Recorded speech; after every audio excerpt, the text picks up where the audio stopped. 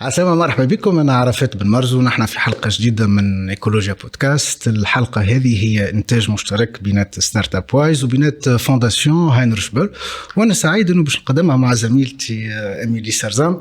إيميلي عسلامة، مرحبا بك. عسلامة، عايشك. إيميلي، أنت أرتيست ملتي ديسبلينير، تخدم على عديد القضايا الثقافية وحتى البيئية، وعندك غرام يعني بالموضوع متاع الكومنز، تشتغل عليه في تونس تقريبا عندك عامين.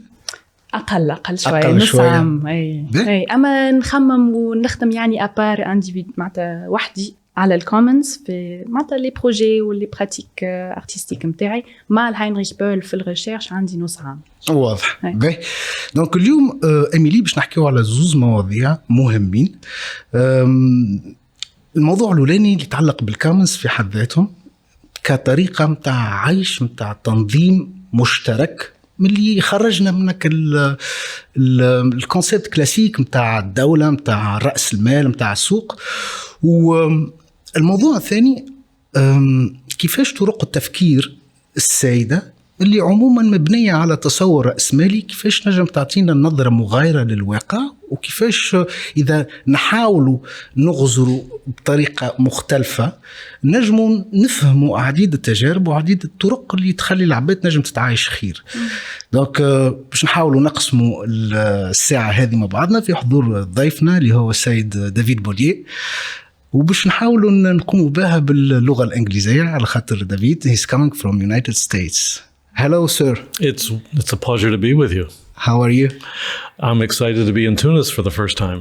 Okay, good. So, David, you're an activist, scholar, and you belong to the Schumacher Center for New Economics in the US, and you've been working on commons since a long time, publishing many books, and you are here with us since 3 days, actually, in Tunisia, to talk about commons through different lectures. And it's good to have you here. Well, it's a pleasure to be in a country which I think has a long history of commoning, perhaps not by that name, but is well familiar with the practices of collaborative taking care of things. Okay, yeah. So one of the reasons that you are here in Tunis is to present a book that you co-write with Silke. Helfrich. In English is Free, Fair and Alive, and the translation in French is Le pouvoir subversif des communs. So I start reading the book. I'm in the page 100 and few pages, and what I saw through the definition that you give to the commons, that we can find commons in very different areas, from the land, from the agriculture, from the digital world. So just to start, Emily, let's describe and give definitions to the commons and the commoning in general. Well, a commons happens whenever a given group of people decide they want to collectively manage a shared resource. It could be software code, it could be land, it could be urban spaces, it could be their social relationships, in some sort of collective way for mutual benefit, with an accent on participation, on inclusiveness, and on fairness. So it's not a market regime, it's not a state-directed thing.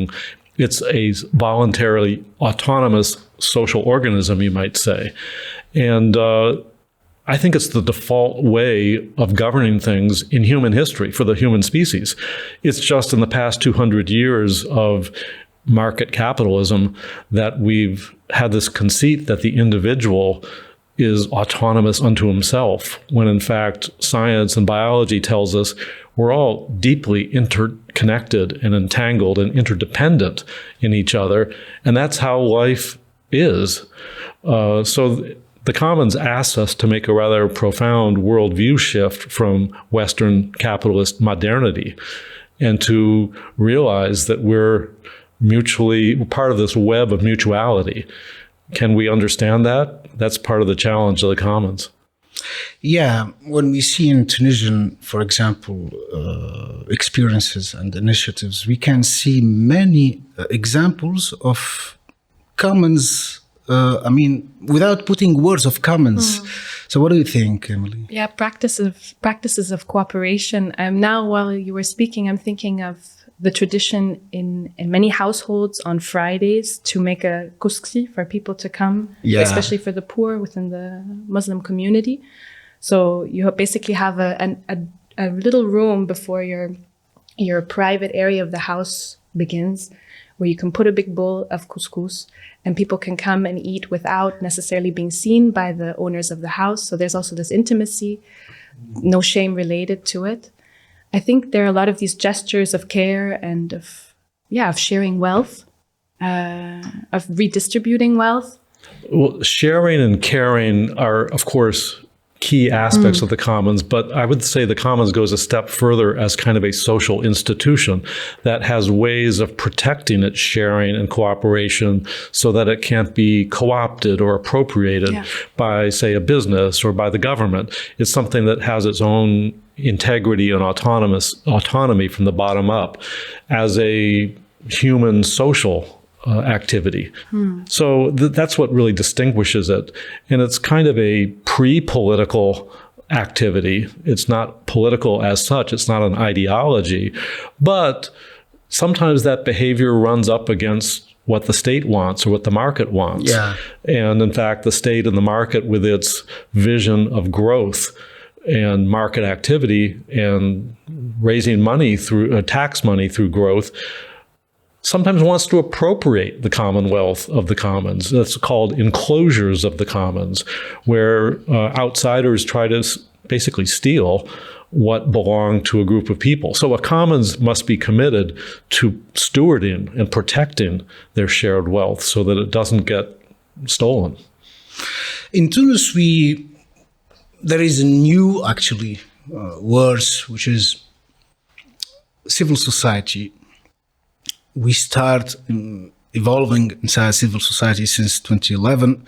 So there is plenty of different movement with the kind of self-organization. But I think it's not enough to define what's the common behavior and attitude. The difference is with civil society, it is focused on state power and how to get the state to do something socially beneficial. Whereas the commons is about creating its own spaces with minimal dependence on the state or the market. There might be some interactions with the markets, but on very limited terms, or the state might support commons through law or some other fashion. But for the most part, it's the commoners who are directing this, and they're not petitioning the government to stuff necessarily. And we've seen how a lot of movements that have tried to take state power, like in Bolivia or Greece, have ultimately failed because international capital mobilizes and shuts it down. So the commons is trying to create these islands of coherence and shared purpose that can sustain themselves despite, no matter what, the capitalist state or markets try to do. So that I didn't mean to get into the political economy so quickly, but that is, of course, an framing reality that has to be reckoned with. Yeah, at least at a small scale. Yes. Yeah, the scale of the streets and commons. There is an old behavior in Tunisian neighborhood, who has fruits trees in the season, so he share with his neighbors, and in a small area you can be self-sufficient in fruits for all the seasons. So it can be an interesting examples. Yeah, what you say about civil society inspires a thought where I feel that after the revolution and the emergence of many non-governmental organizations, many associations, what you call here, that there was also a lot of, I think, self-criticism and criticism in our circles about why civil society is having to fill in where the public sector fails or where the state is failing. So almost feeling there's less cooperation or less, it's more of a, can we continue to organize and say common without the state feeling like its job is being done for them. And then that's a very good point, because the state can often say, oh yeah, you take care of it. We're not going to step up to those responsibilities. And I think that's wrong-headed. The question is whether people are going to say, oh, the state's going to do everything, and I'm simply going to wash my hands and not deal with it. I think if we're going to have serious transformation in society, individuals with their own creativity based on their own local circumstances need to step up. But you're absolutely right. The state or business should not be shedding their own obligations to do things. The state should be enabling of commons. It's not as if it should step back and say, oh, they're going to take care of it. They should provide legal recognition for commons. They should provide even technical support or even financial support to help commons flourish. The point is, people can and should have a sense of participation, agency, belonging, which the state will never fulfill. So commons are a vessel for a lot of those aspirations that the state simply preys upon sometimes, or depends on, and often uses in manipulative ways, nationalism. Yeah, but it defeats the state in some ways. So it can bring some threat to the state. Well, it can, but I think that if the state recognizes that commons provide social integration and stability, and does things that state bureaucracies can't do or don't have the budgets for, it would be in a very enlightened position to try to facilitate commons and not see them as a threat. Because having that kind of distributed social stability and production is a stabilizing, resilient force, which we really need in these times. Yeah. So something very interesting when I start to read the book, you introduce very interesting words, which the onto perspective, and many words related to this concept, like onto shift. So, as I understanding, when I move on the pages, you present like common thoughts, and the thoughts, actually, the general thoughts can give a very different look to the realities. So what's the role of these thoughts and how it works at this level of the common thoughts? Well, part of seeing the commons for what it is starting to realize that our own perception has often been trained by capitalist and modern life to see things in different ways, to see things as a collection of individuals, or to objectify things as having their own essential characteristics. Whereas the commons is about talking about the relationships between things, that life itself is a set of relationships. We only exist biologically because we're engaging with others who help us develop. There's the famous phrase, it takes a village to raise a child, because of the interactions. And biologists will tell you that even at the cellular level, things only develop in interactions with their environment and with other organisms. And so it is with human beings. And so we've forgotten, in the past 200 years especially of capitalism, that the history of humankind through millennia has been through these deeply embedded interdependent relationships. The biologist Lynn Margulis talks about symbiosis, how we're symbiotically related to each other, and that's how life itself emerges and develops. So it's applying those principles that are very deep and at the cellular genetic level to social organization, and to realizing that a lot of the conceits of modern times, that there can be self-made men or individuals, the idea that we're each separate and autonomous, the way standard economics declares that we're each a utility maximizing, rational, materialistic person, which is an utterly ridiculous concept in the history of humankind, because we're not. So the commons is about recovering some of these deeper ideas, and that requires what I have called an onto shift, an ontological shift. And ontology is the study of being, what the nature of reality is.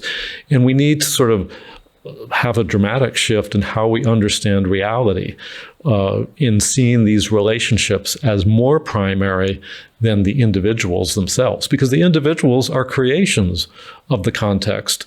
There's this saying, this term in South African indigenous peoples, the Bantu, talk about Ubuntu, which roughly translates to I am because we are. And so the individual and the collective are not opposed to each other. They're integrated, just different aspects of the same holistic scheme. It's not as if there's no individualism. It's just that the individualism is embedded in our larger collective relationships. And I appreciate the segue into language, because I feel when we're speaking of ontology, we're also always speaking about language, because it plays a big part in how we shape a world through words. And you mentioned Ubuntu relationality. I would like to know a little bit more, because I've read in Free, Fair and Alive, you go into detail with Silke on different terms from our daily life, which could be harmful or could prevent us from thinking in more commons, friendly ways of thinking. I would like to maybe look at some of those terms and counter terms that we might adopt to open our perception towards common. Well, you're absolutely right that language is a way that we make conscious to ourselves and socially share certain ideas. And we discussed, Silke Helfrich and I, my co-author, and I realized midway through writing our book that there was certain voids in our vocabulary that we didn't have words for, and that some of the existing words from standard economics or social sciences were misleading or not quite right. For example, the word resources. It implies that this land that my family or my community might have lived on for generations is a resource, which implies that the market price describes its value. So we said, no, that's not a resource, that's care wealth. We care for it, our identities are wrapped up into it, we have memories and traditions related to it, that we have to call it something besides a resource. And we started to see that there's a whole number of terms that essentially superimpose a capitalist modern perspective on things and misnames it. We talked about, I mentioned Ubuntu. Instead of the rationality of standard economics, which considers it rational to take as much as you can for yourself, become rich, and that's rational, even if it might destroy the ecosystem. We talk about Ubuntu rationality, where the point is trying to align our individual and collective interests and that of the earth.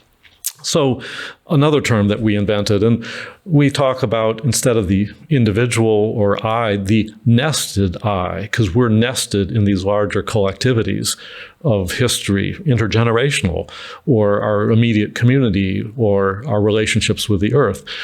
So it's these kinds of shifts of perspective that I think we need to start to name in order to reclaim the commons and to start to, you might say, get ourselves into alignment with the coming dramas of climate change and proper stewardship of the earth.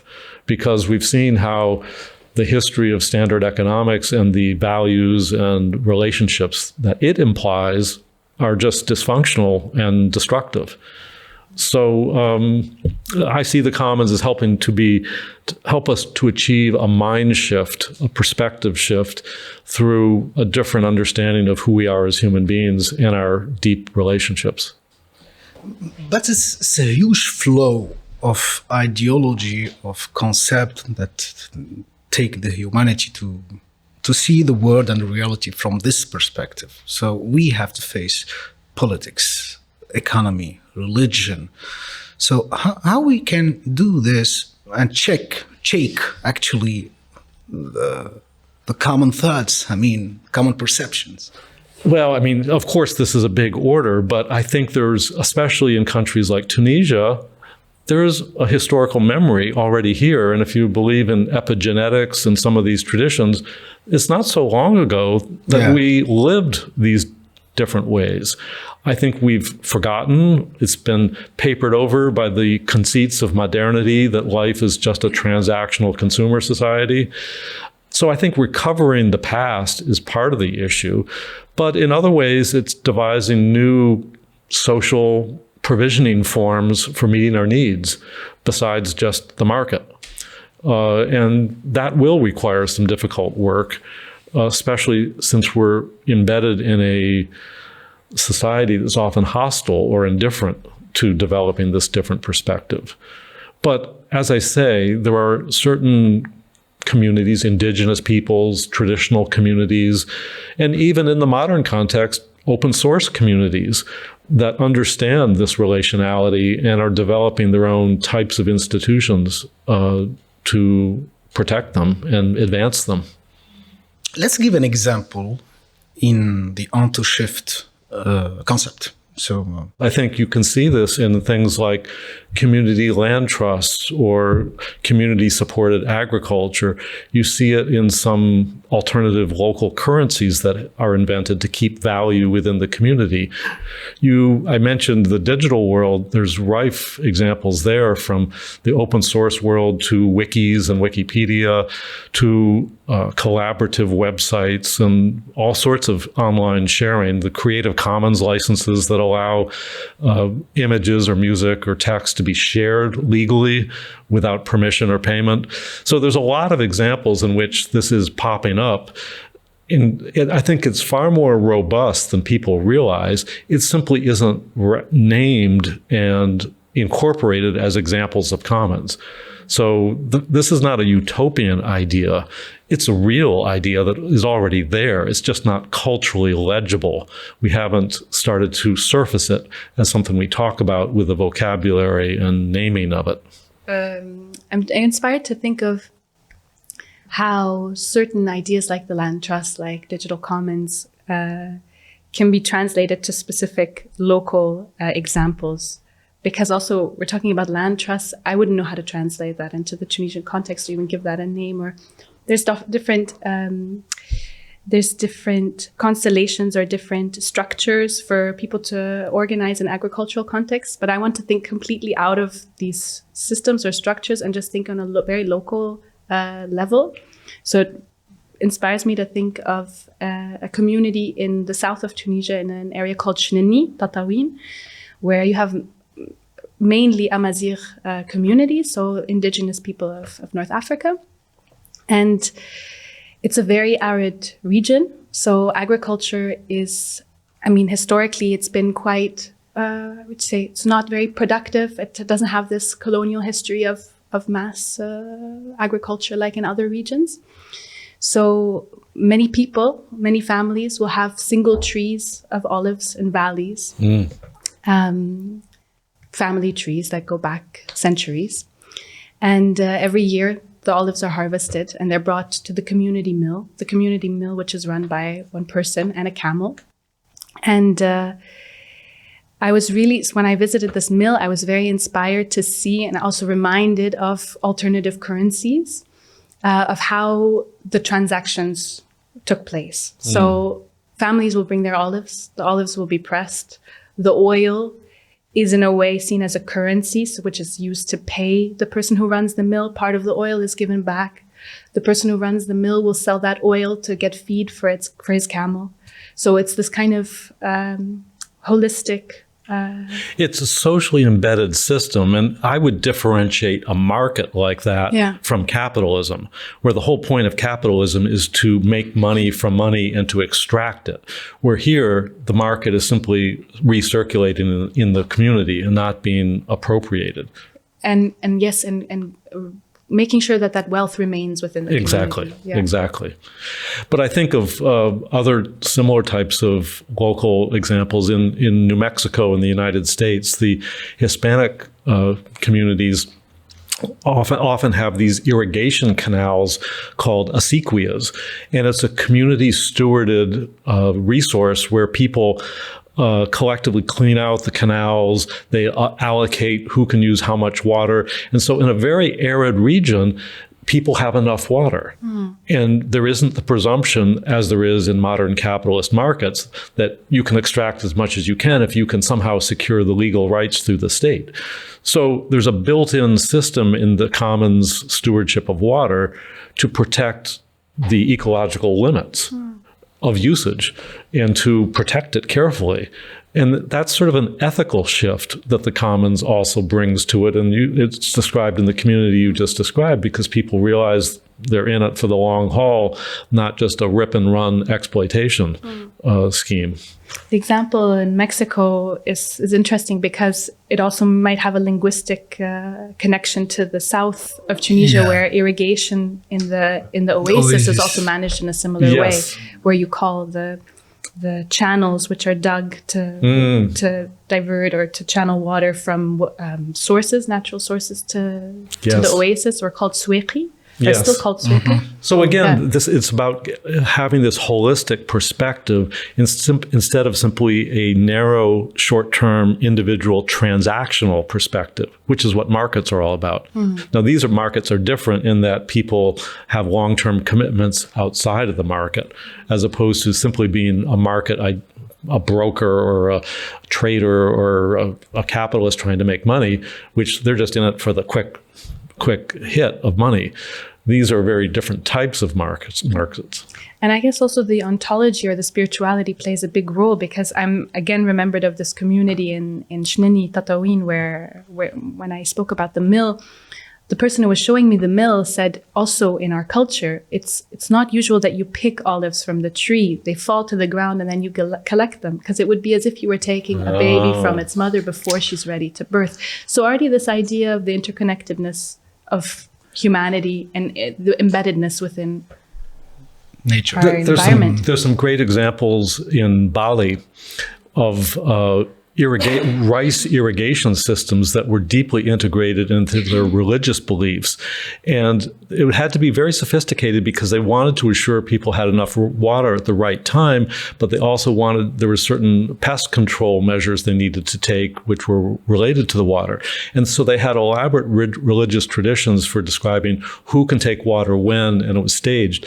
Well, when Western development people came in, they said, oh, this is superstitious. This is silly. It's not rational, and imposed a rational modern system, which of course failed. Now, it points up how some of these so-called superstitions are deeply rooted in their ecological relationships that people had and simply made sacred through religion. And they make perfect sense. They're perfectly integrated with the local circumstances and ecosystem.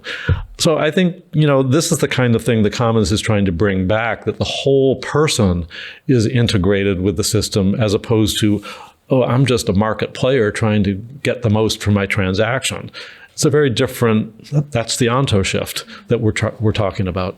And how we can see the difference or the crossing point between the I, like the individual, and the us, like the community.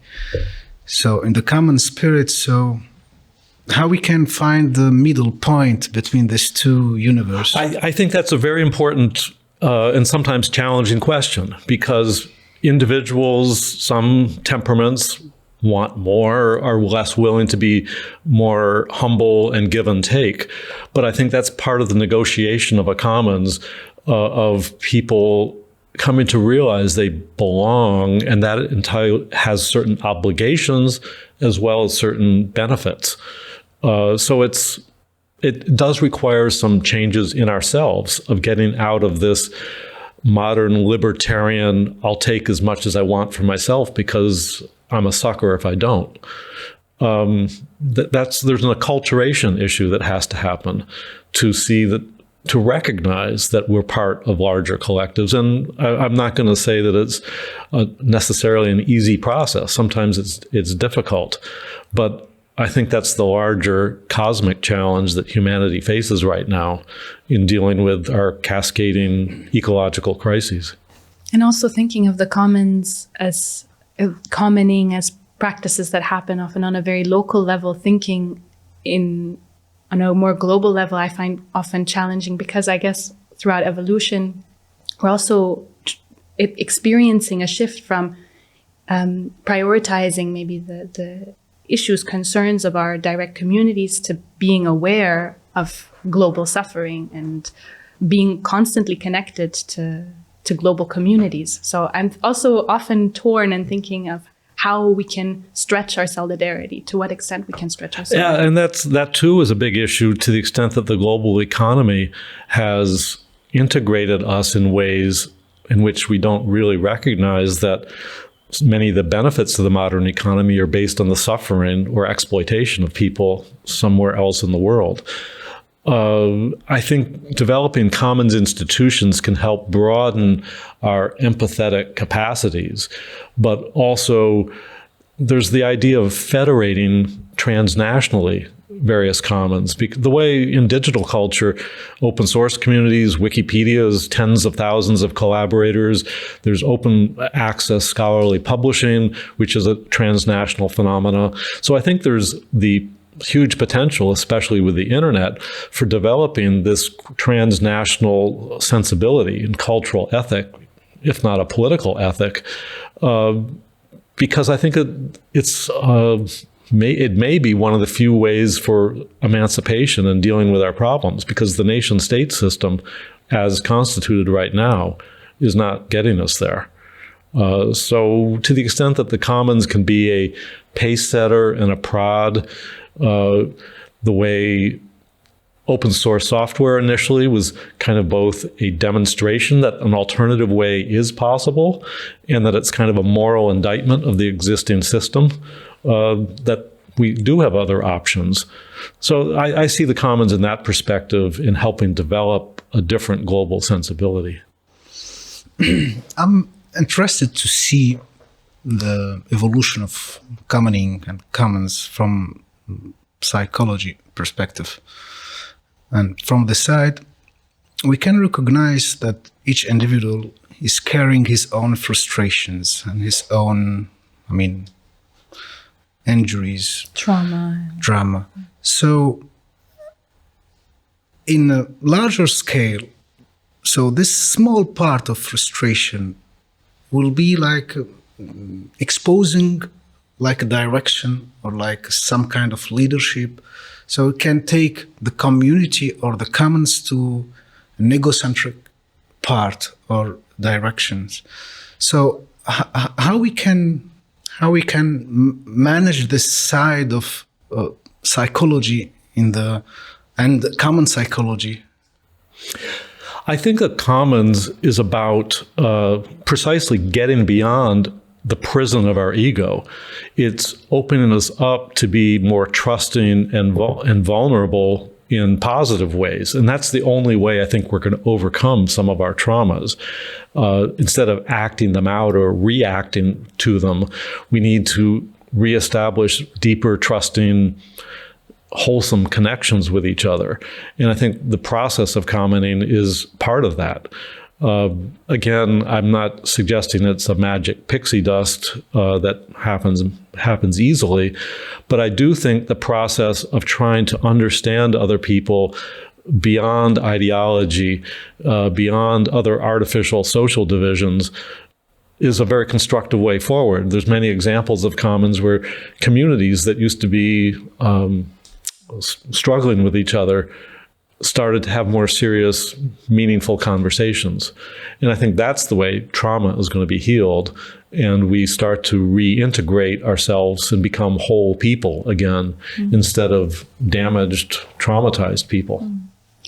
Yeah, and I guess also about learning how to communicate with each other. Because if we're thinking about commons, we're also often thinking about a lot of collective decision-making. And if we're coming out of, I don't know, I'm thinking my time working in an office within a very classical hierarchical system where there's a director who imposes rules and also prompts your daily interactions, how to come out of something, and also doesn't leave a lot of space for the emotion, for sadness, for this wide spectrum of emotions that we experience as human beings on a daily basis, because we are within certain jobs, or we're also within systems which are very much growth driven, very much efficiency driven. And so I'm wondering how to also create pockets of openness to the wider spectrum of emotions, slowing down. I think that's a core part of it, because to the extent that so much of our external behavior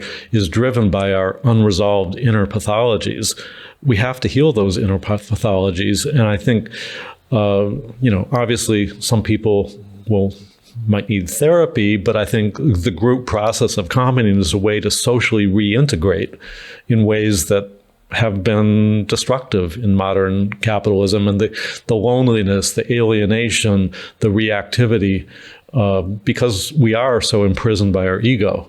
And I think somehow that has to be dealt with. I think, I'm not suggesting that Commons is a mass social therapy, but I do think it is a vehicle for starting to grapple with those problems.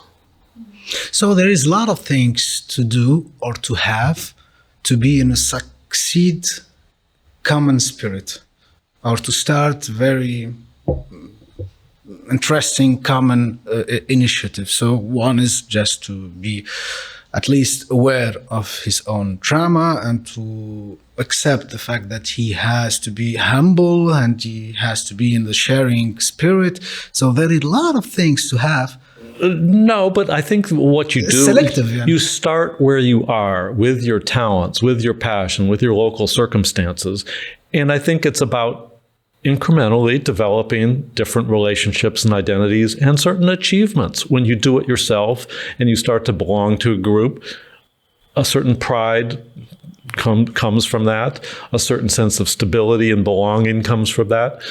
And, let's not think in these grandiose revolutionary terms. This is a longer term process, and it'll take place in very specific circumstances, one by one. It's not going to be a government law that suddenly changes it. But that's the nature of the commons as a disaggregated, distributed phenomena. And we all have a role to play. That too, what role can we say we can play in our contemporary system? Well, it happens here and now, right now, in our bodies, in our relationships with other people. That's an actionable step to take right now, and it's accessible to everyone. Throughout your research on different commons practices, or in the commons verse, have you come across groups, collectives that have brought in mediators, or that have started to learn different tools or frameworks? There are certain methodologies. One is sociocracy for all, which is a process of going around a circle and everyone having their say, and so the most aggressive people don't dominate discussions or rule other people out. There's nonviolent communication procedures. It's a methodology. There's a process called the art of hosting, which is another way of trying to surface group process. So it's not as if those are the only ways, but those are several valuable ways. And a lot of people say in indigenous peoples' traditions will have a millennial old traditions and rituals and languages, which frankly, I think the West could learn a lot from in terms of how to have these kind of relationships with the sacred, with the earth, and with stable communities. So there's a lot of approaches that could be used. I want to bring you back to the ontology, and I want to know how the fundamental assumptions in our society can shape the politics and the social and the economy institutions. So how this assumption deeply inside the society can really shape the institutions, the governance. And vice versa. Well, I think vice versa. I think part of the issue, or the challenge, is to rethink how the state interacts with so-called civil society. And I think if you have a significant enough percentage of people, sometimes a small enough, like 5, 10, 20% of people who are embracing some of these ideas, it becomes a significant catalytic force. In a talk I gave last night in Tunis, I mentioned this Nobel Prize winner in chemistry who said, small islands of coherence have the capacity to change the order of the whole. And they can be just catalytic like that. Just the way Linux, the computer operating system, in its very early stages, had a modest fraction of 1 or 2% of the market. But Microsoft was utterly scared, saying, "Oh, this is communism." That kind of little island of coherence of a functional alternative, hugely catalytic, because it proved that other ways are possible and indeed attractive. People might gravitate towards it. And this, of course, changed a lot of the way the software industry worked. The same could be said for the local food systems in its various guises: permaculture, slow food, agroecology. All of them are changing how big agriculture works, and the pesticides and so forth. Or the way the mutual aid networks through the pandemic essentially were performing functions that the traditional NGOs or public health authorities as centralized systems, bureaucratic systems, were unable to do. So I think that by demonstrating functional alternatives, it starts to have an impact and change, opens up our imagination to other possibilities. We have a crisis of imagination, and I think that commons help open that up. In some ways, to try to change politics doesn't need really to work on politics and to talk on politics. It means probably it's interesting to work on what we can say, assumptions or... That's a wonderful point, because I think we've seen the exhaustion of conventional ideological politics, that they don't work or they only have limited capacities for change. Sometimes very important roles, but limited capacities. When in fact, to the extent our very ideas of reality, for example, the self-made individual and the whole roles and norms of markets, blinds us to other possibilities. You could say that much of politics is ontological. That's a rather radical statement, but to the extent that our ontological beliefs limit what we conceive as possible in politics. Mm-hmm. You could say that entering into a commons, while not overtly political, has some long-term political implications for saying, I have a different vision of humanity, and I'm going to do that in a functional way, not just as a rhetorical statement, but as something that is actionable. And we'll see what happens. This is an open-ended frontier and adventure. We don't know how it will evolve, but we saw how Occupy emerged out of nowhere because there was this cultural predicate that could be built on. And I think that we're kind of in this open-ended experiment that I frankly find more compelling than conventional politics. Important as that is, I don't want to say we have to abandon conventional politics, but I think it has its limits. Let's recognize it. Let's start to invest in some of this long-term ontological shifts. Yeah, being invested mainly within the arts, I feel very touched by what you say about this crisis of imagination, and how I feel that also your work with Silke on language and words, I find that a very creative process. And I find that there's a lot of potential within translation or within, because you're working between German and English as far as I understand, but also looking at certain concepts, there's a lot of creative potential also in unpacking ideas, understanding the world. I'm wondering maybe what are certain creative practices we can adopt to expand our imagination? Well, I think it's partly, let's just start by saying the commons is not a Western concept. It's a universal concept. And I think it's more of a template that we can all and need to make our own on our own terms. So imagine that, having a space in which one can build one's own house to live in, you might say. So I think that that is the appeal in a world that is otherwise seemingly locked up. There's no space for me. There's no space for my creative agency or my aspirations or moral convictions. I think that the commons sort of help speak to that, and therefore Tunisians, people in any country, will have to make it its own. I think it's partly developing the self-confidence to improvise, to innovate, and developing practices, activities, and language that speaks to our immediate concern. I understand how Arabic has certain issues that it doesn't quite have the word commons. Well, this is a necessary conversation that needs to happen. How should it be described? How should we understand ourselves? And the conversation is itself the journey and the challenge. And it's really, we're not going to an end point. There's no end truth. But I think that's how this all works. I want to see and to explore the limit of the common spirit and philosophy. Because from the beginning, we are like saying the common is very interesting alternatives. But I can see some limits and I want to explore with you. One of the limits is how we can distinguish between and what's the border between being in a common spirit and in the other side, which is communitarism, tribal, and selfishness? I think that there is a genuine risk of many people construing the commons as a closed system, a tribal system that doesn't have relations with the rest of the world. Silke and I, in studying a lot of the contemporary commons, realized that most successful ones have what we call semi-permeable membranes, meaning like the blood-brain barrier, it can keep the bad stuff out, but let the energy and the nutrition and the healthy differences come in.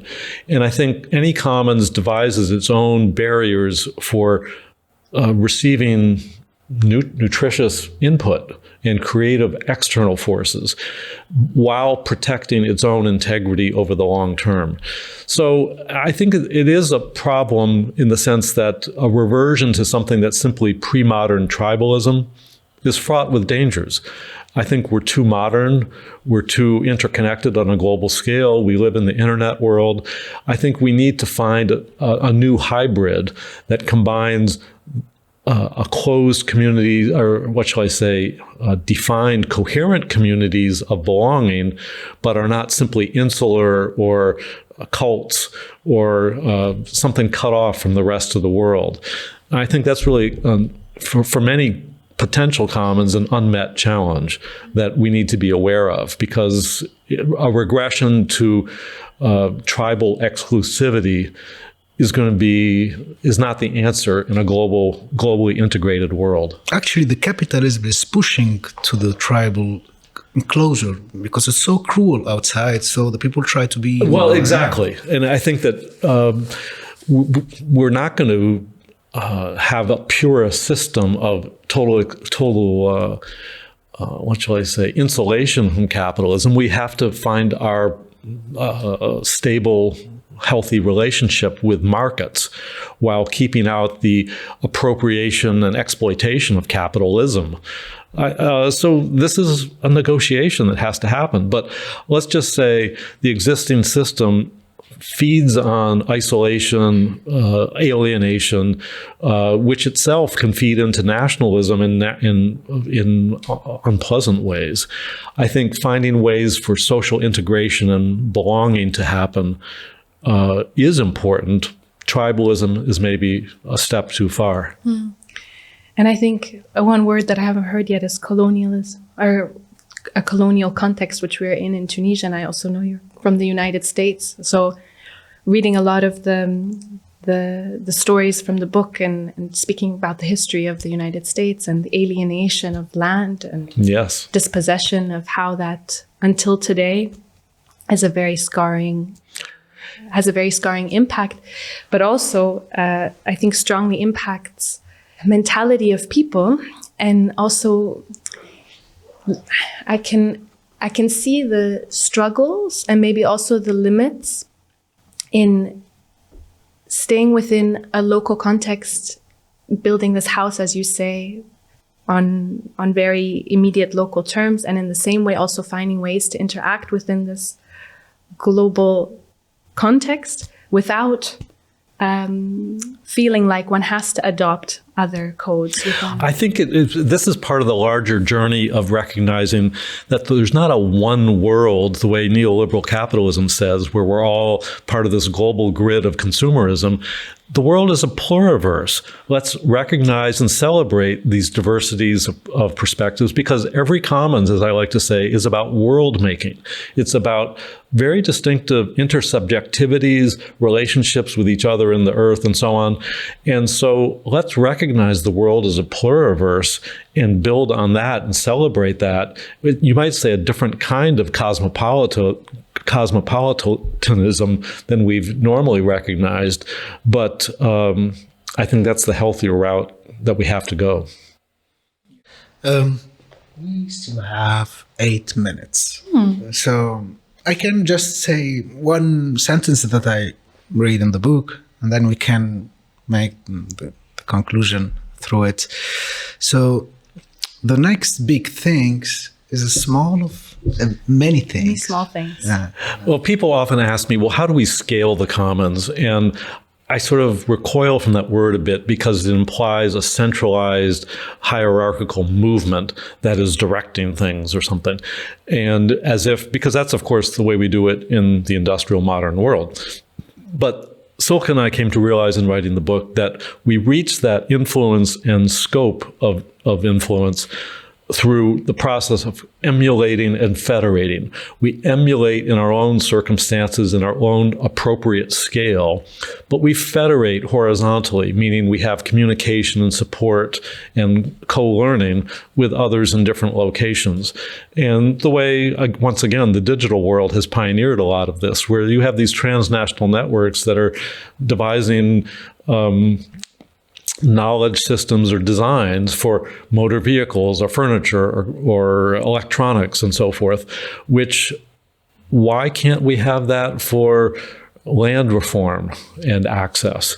Why can't we have that for agroecology and sustainable agriculture on a local scale? It's this kind of mind shift about how we're going to collaborate with each other constructively, how we're going to build new types of infrastructures and finance to support this, which the state, allied as it is with capital, is less inclined to do. So there's many, many challenges, but the phrase, the next big thing will be a lot of small things, I think encapsulates the idea. This is a phrase that a Belgian artist devised, which I found and just loved, because it's counterintuitive. A lot of my climate action friends say, but we don't have enough time. Well, my response is, what's the past 30, 40 years yielded in going after the state? I think we have to do what is transformative as opposed to these somewhat artificial ideas of time, because I think the transformation is going to come from having a different logic and ethic going on, instead of just hammering away at a resistant market state system that's locked up. You have the end words. I find a lot of resonance in what you say, and I think that I believe truly, and I think it's also within my own means to make change or seek change within the communities that I'm invested in. A bit like you said about politics, to change politics. And that's partly the point, is to revalidate the fact that I can make a difference and that my local circumstances matter. It's not some trivial thing off in a corner. It's part of participating in this larger global phenomena that I think really hasn't been surfaced and named adequately, but there's immense yearning for that, but there's not been enough recognition, validation, celebration of that as a transformational force. Everybody talks about the COP climate conferences, which are, of course, rigged to produce nothing. Let's talk about areas where we can start to do it and start to recognize we actually have more influence and capabilities than we're acknowledging to ourselves. And let's not just psych each other out by thinking that I'm too trivial, I'm too much of a back corner of the world. We all have capacities. Can we consider all the common way of thinking like kind of a wisdom? I think that there are spiritual dimensions to this that we don't fully understand. I came into the Commons from an activist and policy perspective and economics. And the more I got into it, peeling off the layers of the onion, the more I realized that this goes very deep. It has almost mystical dimensions. In awe of indigenous peoples and the wisdom from which they speak of millennia of interacting at this deeper level. So I think that there is a spiritual journey that's part of this, but of course it has some very everyday functional dimensions as well. And it ultimately has to be proven on that level. Is it meeting needs? Is it taking care of those needs? As opposed to manufacturing endless wants, which, as the Buddhists will tell you, are endless. And that's what the consumer society is structured to deliver, or try to deliver. So yes, I think there's a spiritual quest here that is going to manifest externally. And it's an inner and an outer journey at the same time. Good. Yeah, thank you, David. Well, thank you for a wonderful interview. Yeah, thank you, Emily. Thank you to both of you. Learning. No, you were. I think it was great that we had three of us here to bounce off each other. Yeah. I wish you all the best. Well, thank you. I appreciate you putting this up on your podcast. Please let me know when it's up. And, sure, definitely. Hopefully, please feel free to shoot me any questions or concerns at any time, and maybe I'll be back sometime. Okay. We'd love to have you I'd again. love to. Yeah.